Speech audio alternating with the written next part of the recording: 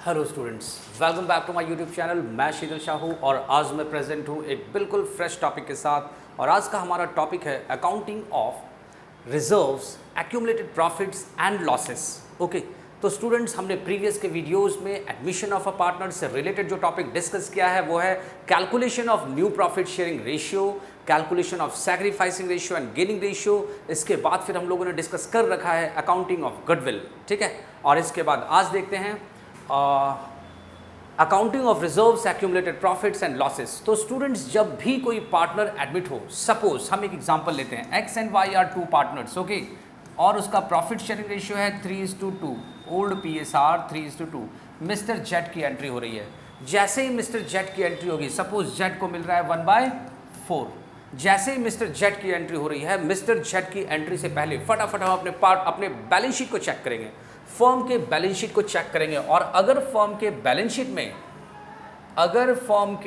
Sheet के liability side में मिल गया हमें जनरल रिजर्व, अब क्वेश्चन अराइज होगा कि ये जनरल रिजर्व क्या है ना।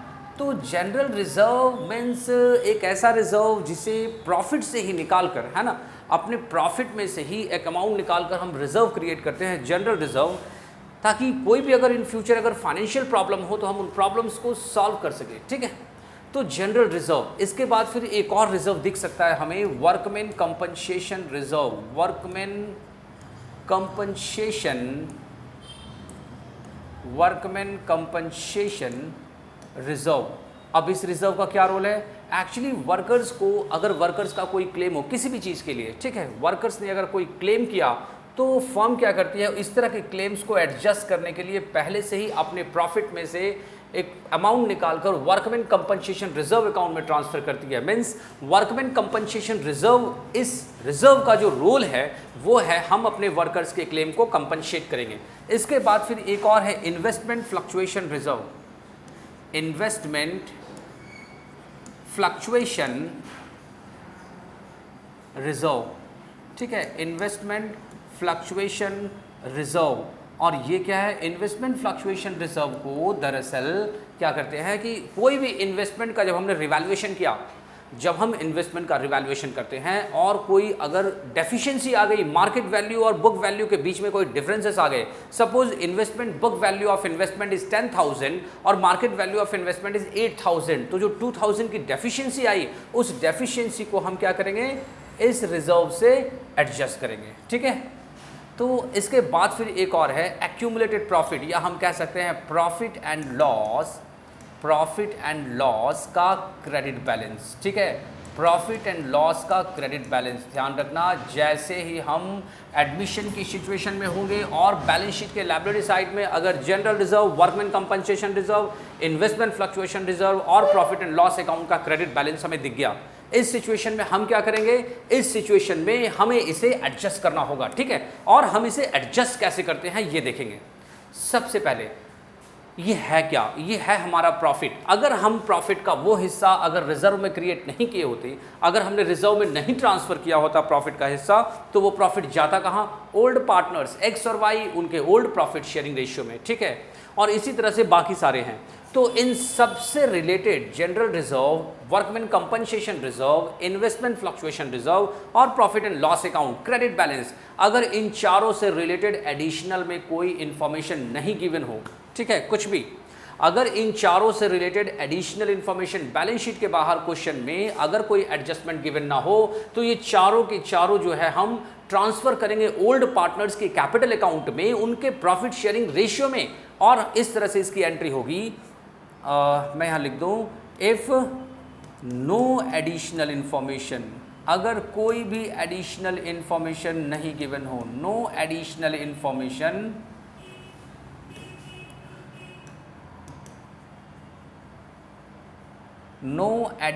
इंफॉर्मेशन अबाउट अबव, अगर रिजर्व से रिलेटेड कोई एडिशनल इंफॉर्मेशन गिवन ना हो, तो उस सिचुएशन में हमारी जो एंट्री होगी, हम यहाँ पर एंट्री करेंगे general reserve account debit, general reserve account debit, workman compensation reserve account debit, investment fluctuation reserve, ठीक है, investment fluctuation reserve account debit, profit and loss account का क्रेडिट बैलेंस। ये प्रॉफिट एंड लॉस अकाउंट का credit balance जो है वो profit ही होता है और इसकी वजह से हम पार्टनर्स के कैपिटल अकाउंट को क्रेडिट करते हैं उनके प्रॉफिट शेयरिंग रेशियो में। तो यहाँ पर हम लिखेंगे to old partners, old partners means admit, जो पार्टनर एडमिट हो रहा है उसे नहीं मिलेगा, ओल्ड पार्टनर्स कैपिटल और करंट अकाउंट, ठीक है। हमने क्या किया, ओल्ड पार्टनर्स कैपिटल और current account, old partners old profit sharing ratio में सारे रिजर्व्स को हम ट्रांसफर कर देंगे, ठीक है। ये हो गया रिजर्व से रिलेटेड एडजस्टमेंट। अगर कोई एडिशनल इंफॉर्मेशन ना हो, ध्यान रखना, एडिशनल इंफॉर्मेशन अगर कुछ कह दिया, मान लो वर्कमैन कंपनसेशन रिजर्व से रिलेटेड कोई क्लेम है, तो वहां पर फिर हम वर्कमैन कंपनसेशन रिजर्व पूरा का पूरा अमाउंट हम पार्टनर को नहीं बांटेंगे, उस वक्त एडजस्टमेंट कुछ और होगा। अगर इन्वेस्टमेंट फ्लक्चुएशन रिजर्व से रिलेटेड कोई डेफिशिएंसी है तो पूरा का पूरा इन्वेस्टमेंट फ्लक्चुएशन रिजर्व हम पार्टनर्स के कैपिटल अकाउंट में ट्रांसफर नहीं कर सकते। तो मैं यहां पर मेंशन कर दे रहा हूं कि कोई जो है इनका एडिशनल इंफॉर्मेशन नहीं हो। अगर एडिशनल इंफॉर्मेशन हुआ तो फिर गड़बड़ हो जाएगा, है ना, ये एंट्री फिर नहीं हो सकता। देखते हैं आगे। इसी तरह से बैलेंस शीट के एसेट साइड में पॉसिबल है क्या आना, प्रॉफिट एंड लॉस का debit balance, profit and loss का डेबिट बैलेंस। इसके साथ साथ और एक है advertisement suspense account, advertisement suspense account,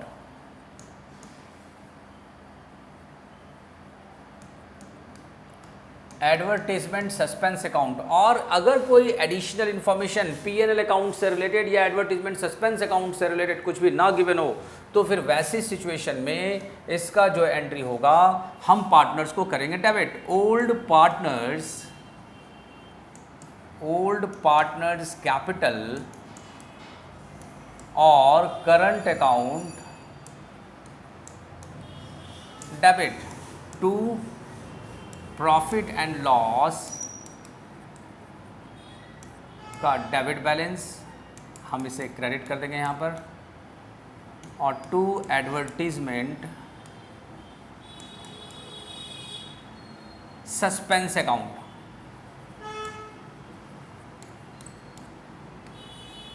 ये हो गया एडजस्टमेंट, ठीक है। हमने ओल्ड पार्टनर्स को उनके ओल्ड प्रॉफिट शेयरिंग रेशियो में, पार्टनर्स के कैपिटल अकाउंट को और करंट अकाउंट को हमने डेबिट किया प्रॉफिट एंड लॉस अकाउंट के डेबिट बैलेंस के लिए और एडवर्टीजमेंट सस्पेंस अकाउंट के लिए। मैं फिर से रिपीट कर दूं कि अगर इन बैलेंस शीट के लायबिलिटी साइड अगर हमें जनरल रिजर्व दिखे, वर्कमैन कंपनसेशन रिजर्व दिखे, इन्वेस्टमेंट फ्लक्चुएशन रिजर्व दिखे या पीएनएल का क्रेडिट बैलेंस, ये चारों दिखा और कोई भी एडिशनल इंफॉर्मेशन इससे रिलेटेड नहीं है, तो हम इन 4 को क्या करेंगे, पार्टनर्स के कैपिटल अकाउंट में ट्रांसफर कर देंगे क्रेडिट साइड। वैसे ही प्रॉफिट एंड लॉस अकाउंट का debit balance, advertisement suspense account, अगर इन दोनों से रिलेटेड एडिशनल इंफॉर्मेशन नहीं है, एडजस्टमेंट्स में कुछ भी गिवन नहीं है, तो ये दोनों जो है क्रेडिट होंगे और पार्टनर्स का कैपिटल अकाउंट डेबिट होगा, ठीक है।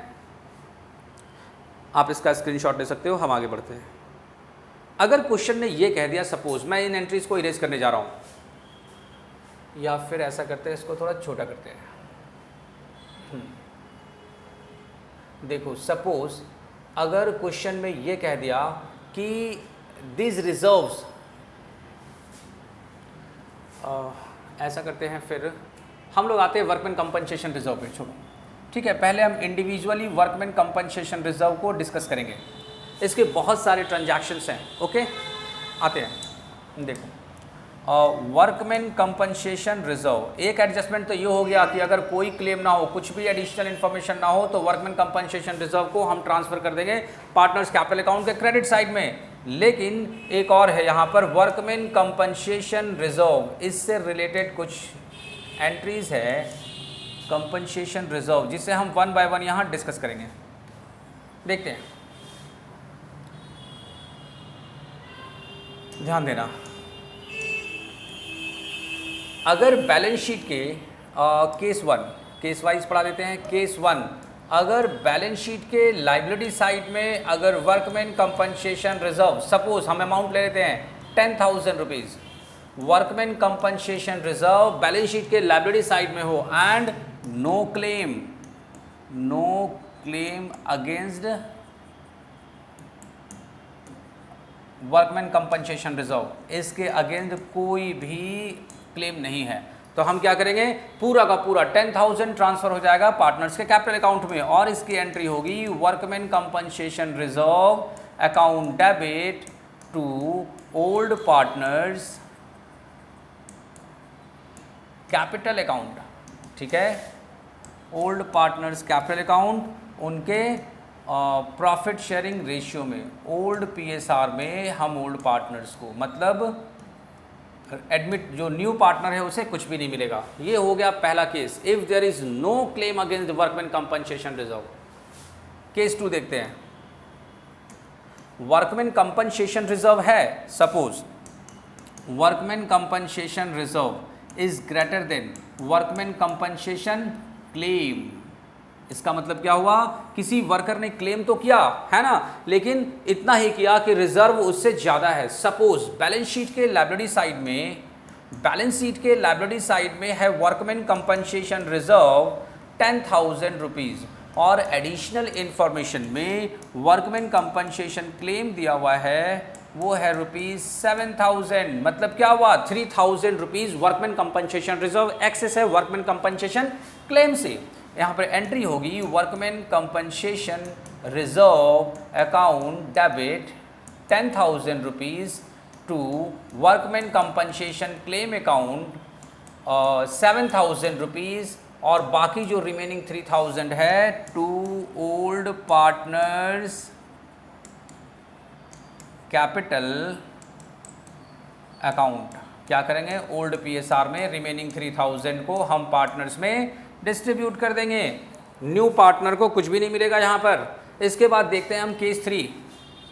केस 3 क्या कह रहा है, workman compensation reserve is equal to workman compensation claim. इसका मतलब क्या हो गया, जितना रिजर्व उतना claim.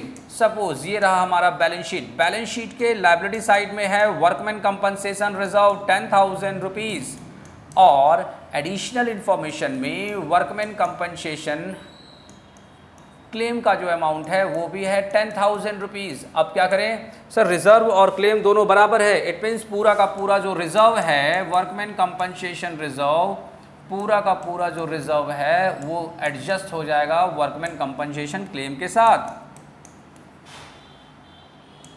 To workman compensation claim 10,000 rupees. 1 रुपये भी नहीं बचा जो पार्टनर्स को उनके प्रॉफिट शेयरिंग रेशियो में हम उनके कैपिटल अकाउंट में ट्रांसफर करें। केस 3 हो गया। केस 4 की बात करते हैं। Case 4, workman compensation reserve is less than workman compensation claim. यहाँ पर क्या हो गया कि क्लेम ज़्यादा है और रिजर्व हमारे पास कम है। बैलेंस शीट में हम देखेंगे, ये रहा हमारा बैलेंस शीट के लायबिलिटी साइड में वर्कमैन कंपनसेशन रिजर्व गिवन होगा 10,000 रुपीज़, ठीक है, और एडिशनल इंफॉर्मेशन में वर्कमैन कंपनसेशन क्लेम का जो अमाउंट है वो है ₹12,000।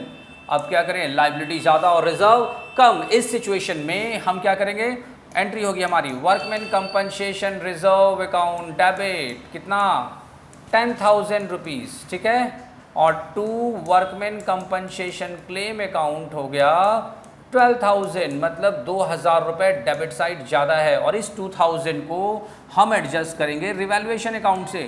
बैलेंसिंग फिगर जो 2,000 है उसके लिए हम रिवैल्यूएशन अकाउंट को डेबिट कर देंगे।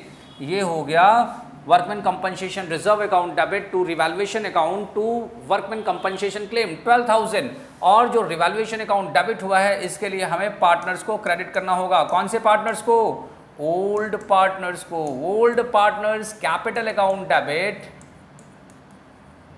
2,000 टू रिवैल्यूएशन अकाउंट।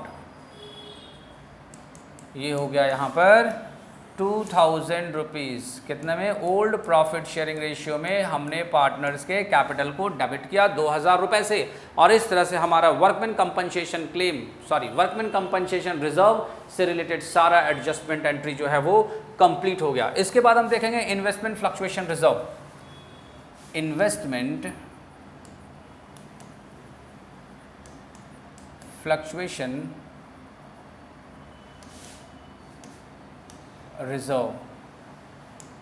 देखिए इन्वेस्टमेंट फ्लक्चुएशन रिजर्व क्या होता है, जब भी किसी इन्वेस्टमेंट की डेफिशिएंसी होती है ना, जैसे बैलेंस शीट के एसेट साइड में कुछ इन्वेस्टमेंट है 10,000 रुपीज़ का सपोज बुक वैल्यू है, और हमने एडमिशन के टाइम पर रिवैल्यूएशन ऑफ एसेट्स हमें करना है, हमने एसेट्स का रिवैल्यूएशन किया और पाया कि 10,000 के बजाय इन्वेस्टमेंट की वैल्यू केवल 7,000 हो गई है, मार्केट वैल्यू यहाँ पर 3,000 की डेफिशिएंसी हुई। तो इस तरह की डेफिशिएंसी को एडजस्ट करने के लिए जो पार्टनरशिप फर्म है वो पहले से ही रिजर्व क्रिएट कर चुकी रहती है, और इस रिजर्व का नाम होता है इन्वेस्टमेंट फ्लक्चुएशन रिजर्व। ये एक स्पेसिफिक रिजर्व है, और इसका जो पैसा है इन्वेस्टमेंट फ्लक्चुएशन रिजर्व का जो अमाउंट है, या तो इस तरह की इन्वेस्टमेंट की डेफिशिएंसी को एडजस्ट करने के लिए हम यूज़ करते हैं, या फिर पार्टनर्स को बांट देंगे उनके प्रॉफिट शेयरिंग रेशियो में, क्योंकि है तो ये पार्टनर्स का ही, है तो ये अप्रोप्रिएशन, है तो ये प्रॉफिट ही। ठीक है, आइए देखते हैं।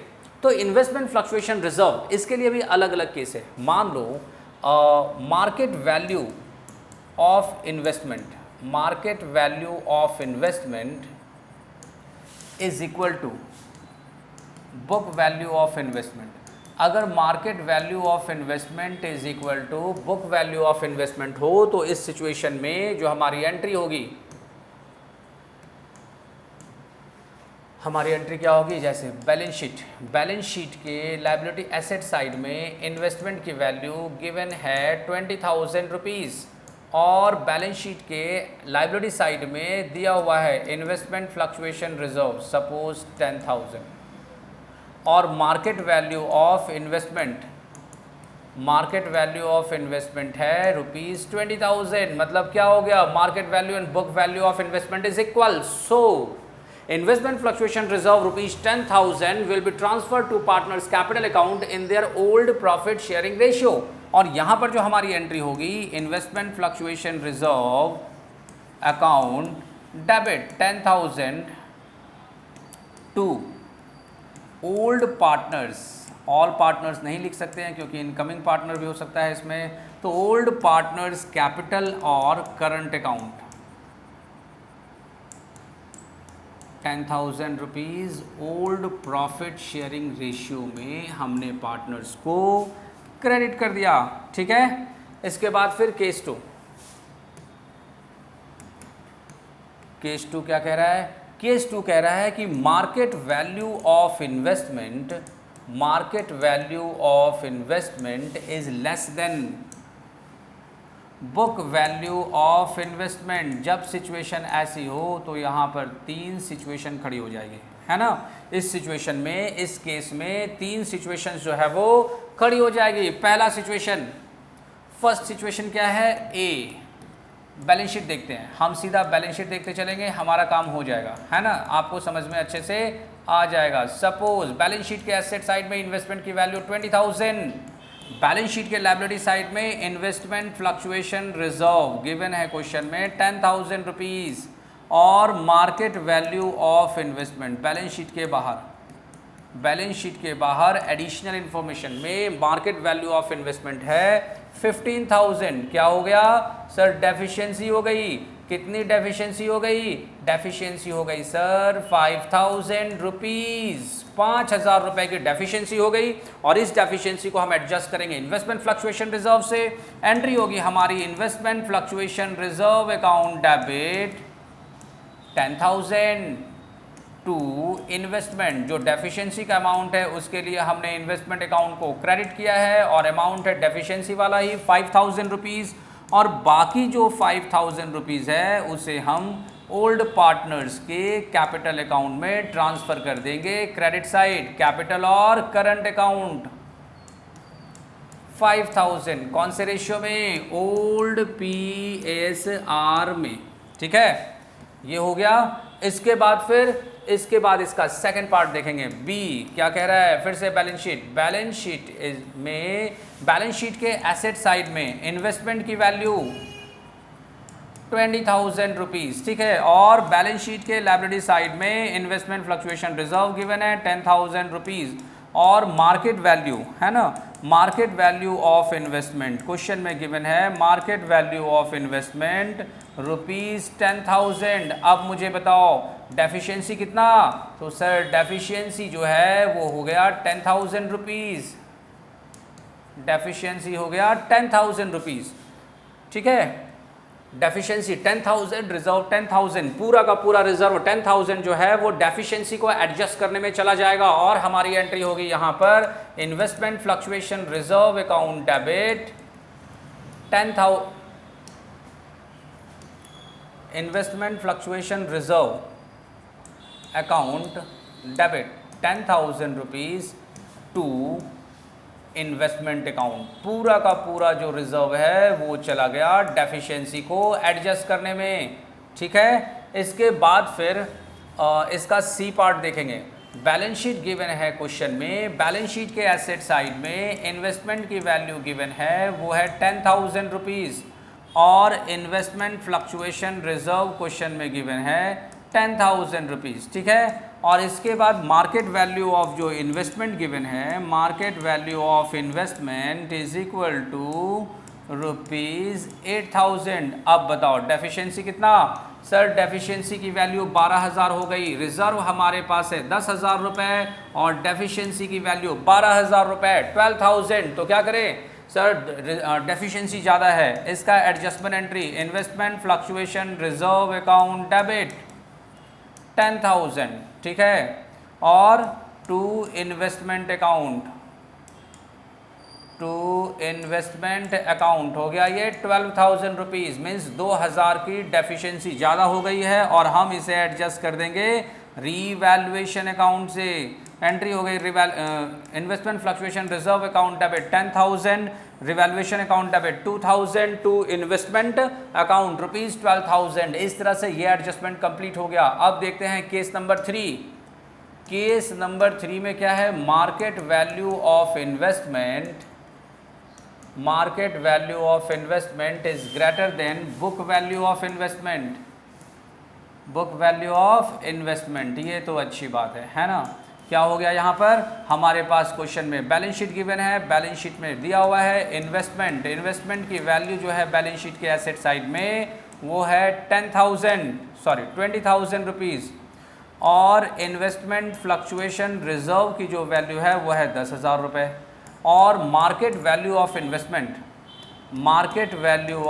इन्वेस्टमेंट जो है वो गिवन है ₹23,000। मतलब क्या हो गया, मतलब हो गया बुक वैल्यू से मार्केट वैल्यू ज़्यादा है। इसका मतलब डेफिशिएंसी के बजाय क्या हो गया, सरप्लस की सिचुएशन आ गई है। कितने से, ₹3,000 से, ओके। इसके बाद फिर हम इसकी जो एंट्री देखेंगे, यहाँ पर इसकी एंट्री होनी है, पहली एंट्री, फर्स्ट एंट्री होगी investment fluctuation reserve account debit. सारा का सारा रिजर्व जो है ना वो बढ़ जाएगा पार्टनर्स को, to partners capital account, old partners को बढ़ जाएगा टू पार्टनर्स कैपिटल और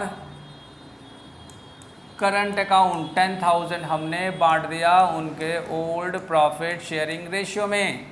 पहली एंट्री तो ये हो गई। दूसरी एंट्री होगी, क्योंकि एसेट की वैल्यू इंक्रीज कर गई है, इन्वेस्टमेंट की वैल्यू 20,000 से बढ़कर 23,000 23,000 हो गई है। क्या करेंगे, investment account debit ₹23,000 to revaluation account, क्योंकि इन्वेस्टमेंट की वैल्यू इंक्रीज कर गई है, इन्वेस्टमेंट एसेट इंक्रीज डेबिट 23,000 नहीं 3,000, जितने से वैल्यू इंक्रीज करी है ना उसको ट्रांसफ़र करेंगे हम रिवैल्यूएशन अकाउंट में, ठीक है। 3,000 और रिवैल्यूएशन अकाउंट से फिर ये ट्रांसफ़र कहाँ होगा, ये ट्रांसफ़र होगा रिवैल्यूएशन अकाउंट से पार्टनर्स के कैपिटल अकाउंट में। और इसका थर्ड एंट्री होगा revaluation account debit to partners capital और